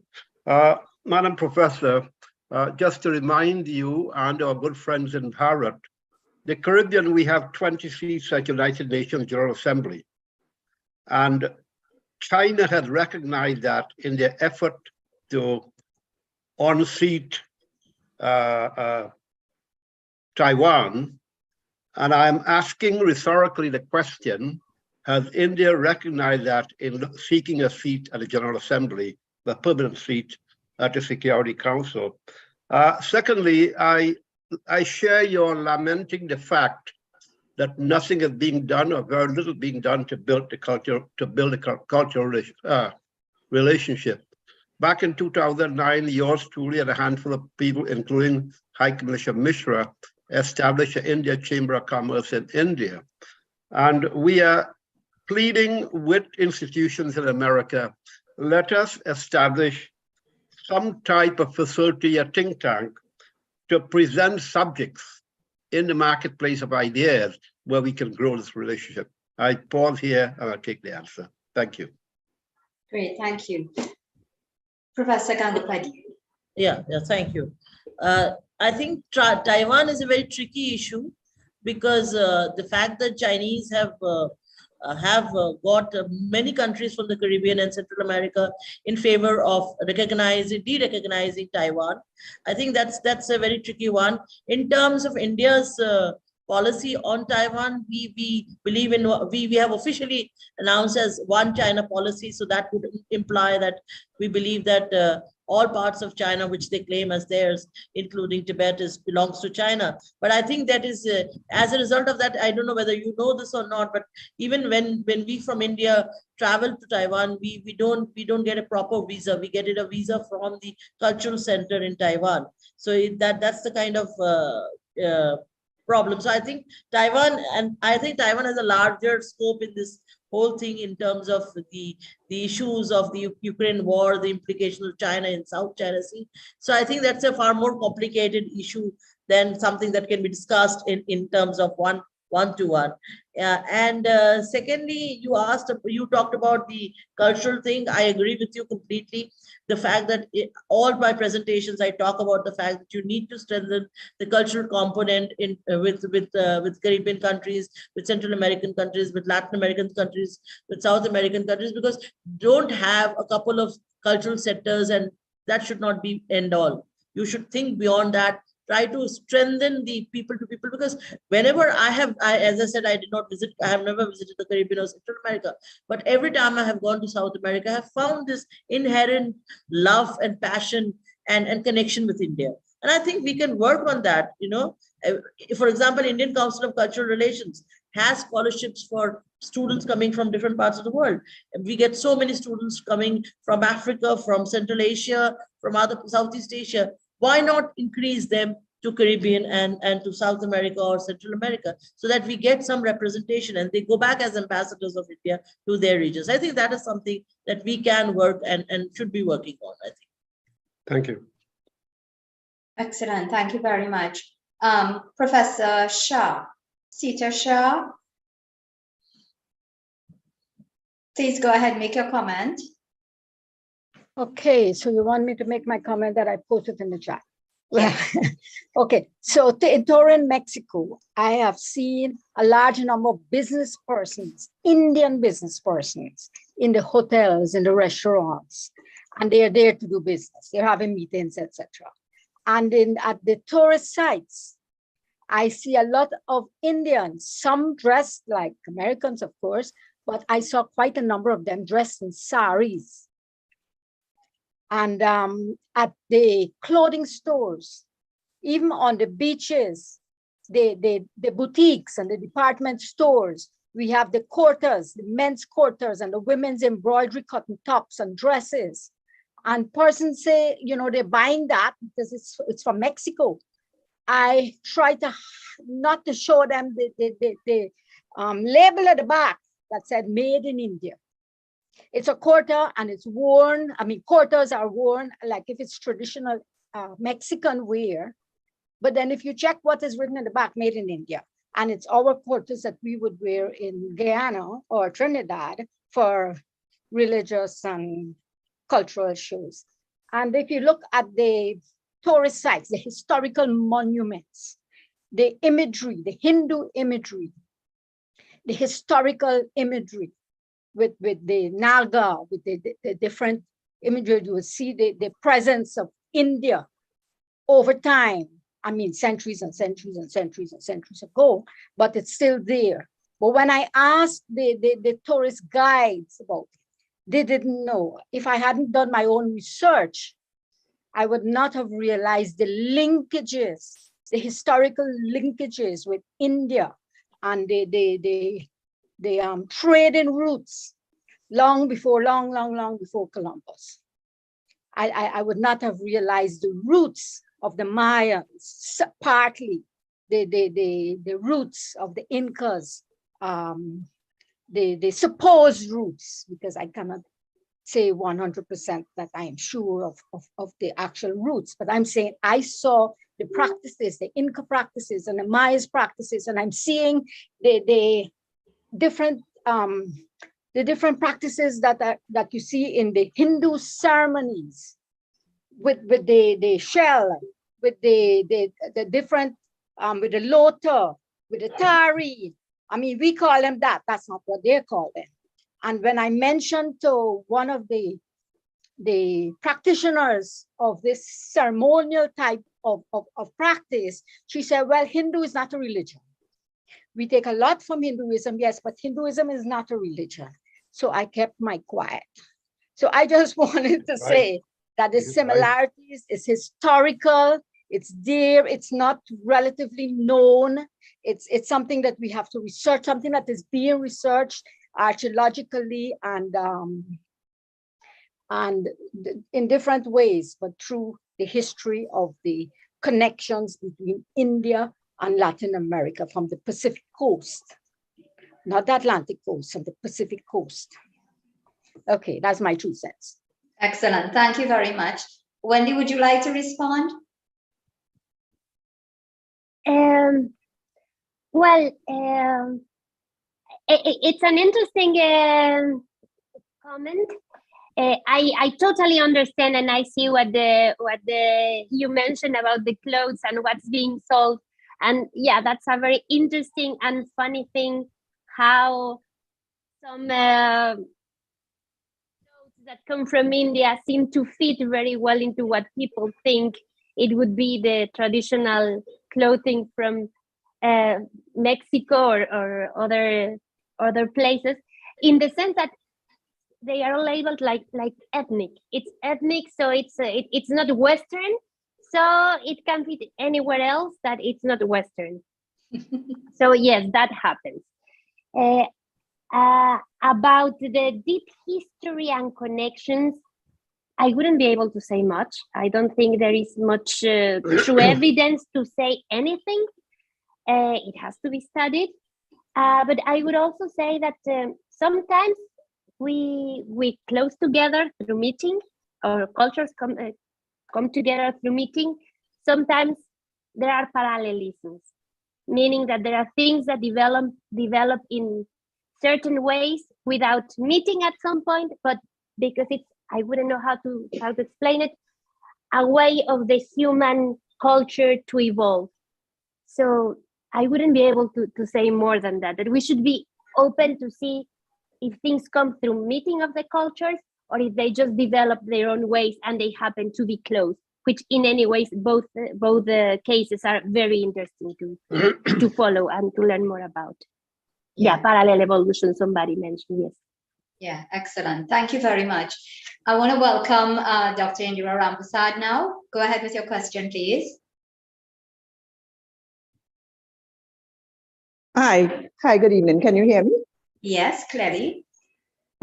I'm in London actually, and I just arrived at my flat. I was hustling to get this comment in because I'm en route from Goa at the Commonwealth Law Conference. Excellent. And it was very interesting listening to the Dean of the University of Goa. Lovely place, very Caribbean-like. I thought I was in the Caribbean when I arrived there, and I thought I could live there, except that the heat started to build and it's hotter than Trinidad. But my question is, because of the experience in getting to India, whether that whole policy of giving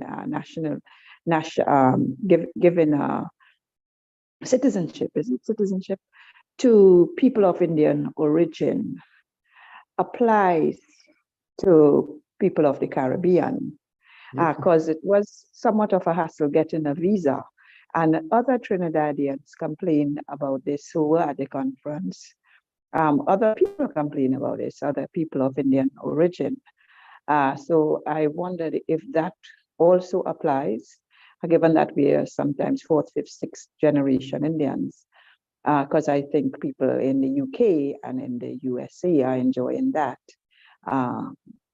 citizenship. So that was just a question I'm throwing out. The other question is, the other comment is, I'm also specialist in international relations of Latin America and the Caribbean, as the Dean is. And I would very much like to collaborate with her because I found her presentation extremely interesting and insightful. In fact, all of them would. Thank you. Arjita? Yeah, so in terms of the citizenship, I think officially, in order to get what probably is you're speaking about is dual citizenship, I think for that we need the Indian government has to change the Citizenship Act of 1955. I think that does not permit for a dual citizenship. But however, there's a way of going around with that, and the OCI card, which is given by the Overseas Ministry of People of Indian origin, I think that is a fairly good card, because it permits you to travel without the visa and stay for a number of months and in fact years in India. Also, in some cases, people I heard have bought property. So I think it makes it easier without the actual political right of casting your vote. I think that you cannot do. That you cannot do. But if you are an Indian or Indian person with actually Indian citizen living in any part of the world, that is permitted to you. But in terms of the citizenship, I think that is still not something that is permitted. But as I said, that every other privilege that is associated with citizenship it can be undertaken, except the right to cast your vote and participate in elections. I think that is what is not permitted as yet. So I think that, and I would be very happy to participate and engage with you. I mean, I think Shalima has my email ID. I mean, you please feel free to write to me. I would be happy to write back. Yes, no problem. So I'll forward accordingly. Thank you very much for that. Let's take our final question now. I think Dr. Shardanand Harinandan, welcome. Nice to see you after such a long time. A long time ago, yes. Go ahead. I have Mr. Dr. Mahavir Ji is already at home from India, because when I was in Holland, he called me. And at that time, I was in Portugal, so I couldn't meet him at Schiphol. Bhaiji, namaste. I hope you are very well at home. That's what. Yes, sure. We will meet again. And everyone, I'm very happy to be with you. And it is a remarkable point, that we are talking about non-resident Indians or people of Indian origin, or etc., etc. I think now we have to finish the term of diaspora, because when my grandfather, and I'm now grandfather too, I'm 79 years old, I don't like to call myself a diaspora person. Diaspora is associated with the problem of the Jewish people. Correct. So, please let me tell you, I'm working on my last book on this case, and so I have a lot of things to talk with you. At first, I think about the Guatemala, the diaspora Indian in Guatemala. So I see here on my book, right now, some years ago, I think it was in 2005, a local journal in India wrote that the Guatemalan diasporic Indians are looking for their roots in Nagpur. So what are they telling us? They have their roots from 20,000 years ago, And so I am looking why people from the before Holocene time, are living in Guatemala and still are looking after their roots in Nagpur. So this is a question is very interesting for me to know. Maybe someone can answer that. Okay, it's unfortunate that Alejandro isn't here, you all. But Rafael, would you like to try responding to that?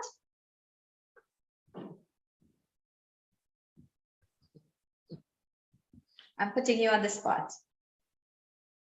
Unmute. Can Rafael unmute, please? Yes, why does anyone want to know who their father and mother is? I guess you want to know. Okay, Mr. Ram, please mute. We're asking Professor Raphael to speak, please. Raphael, you were unmuted just now. You're muted back. Please unmute.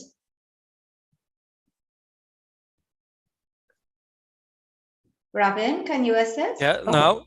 Now you're ready, yes. Okay. The community deserve be named Lao Hiwan. That is a right, a very important right that the people can have the name that they want to have, could be diaspora or another one.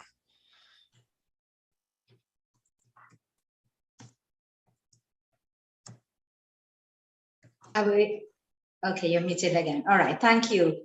Let's take a final comment from Jay. Go ahead, please.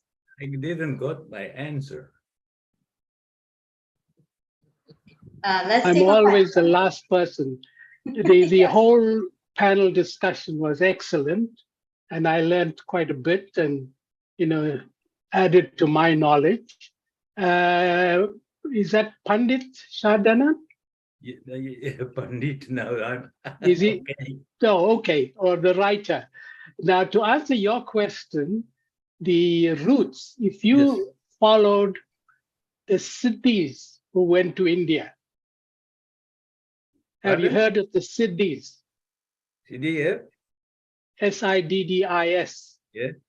There's an African population in South India. And this Siddhi group came from the early days with the Mughal emperors that brought them from Africa as slaves. That is the population. So who knows? You're going back BCE, that's long before the calendar, where people on Earth moved from continent to continent. There were no 5 continents. It was all sort of very close to one another. So if evolution of man, evolution and movement of man, that is one possibility that the Guatemalan might have been in India and came to Guatemala. It's just like I am a first generation indentured laborer. My father came from India. South or North India? Because it's great difference. South India, from Madras, right? And that is what we are not talking about. There's a lot of Madrasis, a lot of people from Kerala, a lot of people from Sri Lanka moved to different parts of the world. And how? Through British colonialism and through the other colonists, other colonizers, the Portuguese, the Dutch, the French. They took us, and we were ordinary laborers, slaves for them to harvest the spoils of the country. So just like that, the Guatemalan might have been moved by the Maharajas, might have been 20,000 years yes, ago, Senor. Yes, that's the evolution of Earth. Earth was one big mass, and then it started evolving into continents. If you go to the history of the Earth, you will find all this. Like if you take in Canada, please in the tell me north. one thing more. Excuse me, because I don't know. I know about the colonial diaspora time, because I am talking about the time of the last glacial time. Yeah. When right. the Bering Sea, the right. level crashed hundreds of meters. So right. one pool, just like Ramasetu, from South Indian to Sri Lanka, they became right. a dam. They could cross about. Something Correct. like this happened beyond the last glacial time, so that the people from South India, North Asian, they are North Asian people, the roots are there, and Nagpur is in Madhya Pradesh, etc. So right. when the Setu, the dam, they can walk. At first, they go to North America. Please, thank you. Having a discussion. Yes, thank you. One time Thank I'll you. talk about this. I love to listen to you all with this. However, our conversation today really is on Latin America and India. So why don't we finish that conversation in the after chat? I want to thank our presenters today. First of all, Professor Indranil Chakravarti, Aparajita Gangopadhyay, Rafael, Gustavo Miranda Delgado, quite a mouthful there. And of course, Wendy Phillips Rodriguez. I want to thank you all very, very much. Your presentations were excellent, fantastic conversation with all our guests. And I look forward to seeing you all next week. So let me now invite our chairperson, Ashiria Anrod, who is right now in Rotterdam, by the way. So Mr. Singh, you should be able to chat with her. So thank you all very much for being here. Over to you, Ashiria. Yes, thank you, Shalima, for being a wonderful moderator as always. And thank you all for taking time to participate. Thanks especially to the speakers today. And as I have said before, this is a public meeting being hosted by the Indo-Caribbean Cultural Center. So feel free to contact the ICC to publish your books and reports. Remember, we are also kindly asking you to give us your suggestions as well as a donation. Please contact Dr. Mahabir for this. Thanks for the advisory and planning team led by Dr. Kumar Mahabir. Thanks to our IT manager behind the scenes, Ravin Ramsingh, who has been recording the program and will edit and upload it to our website and to YouTube permanently for posterity. Our topic next Sunday will be alcoholism, India, indentureship, and the Indian diaspora. Please visit our YouTube channel to see all our recordings. I'm Ashiria Anrod of the Netherlands saying goodbye. May God bless you all. Dhanyavad. Good night. Good night. Thank you all very much for attending and staying so